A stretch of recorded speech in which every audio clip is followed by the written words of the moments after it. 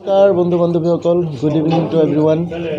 আজি অলপ ওলাই আহিলোঁ সন্ধিয়া অলপ চাহ খাবলৈ হোটেল এখনত। এজন বিশিষ্ট ব্যক্তিক মই লগ পালোঁ আৰু যিহেতু এইকেইদিন ৰিভলিউশ্যনৰ বিষয়ে আলোচনা চলি আছে, চ' ৰিভলিউশ্যনৰ বিষয়ে এখেতক লগ পাইছোঁ। এতিয়া আপোনালোকক দেখাই দিওঁ, আপোনালোকৰ সকলোৰে পৰিচিত এখেত মোৰ লগত আছে। ট্ৰেড ফৰামৰ। Good evening.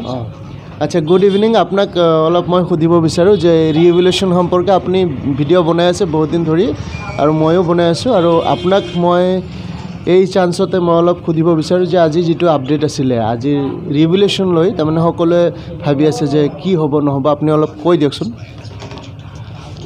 ৰিভলিউশ্যনক লৈ ভিডিঅ'খিনিতো দি আছে। এতিয়া কথাটো এনেকুৱা হৈছে, কিছুমানে ভাল পায়, কিছুমানে বেয়া পায়। আৰু ৰিভলিউশ্যনৰ কথা ক'লে যি কি নহওক, এতিয়া বহুতেতো হাইকোৰ্টৰ দ্বাৰস্থ হ'ব বুলিও শুনিছোঁ।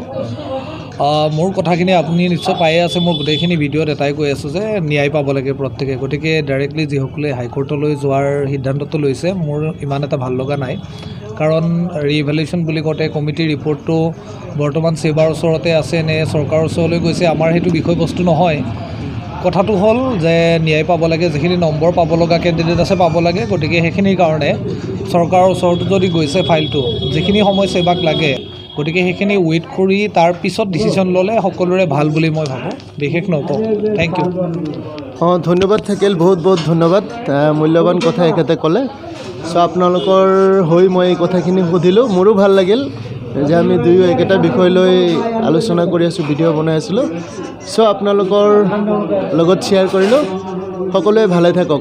গুড ইভিনিং, ধন্যবাদ।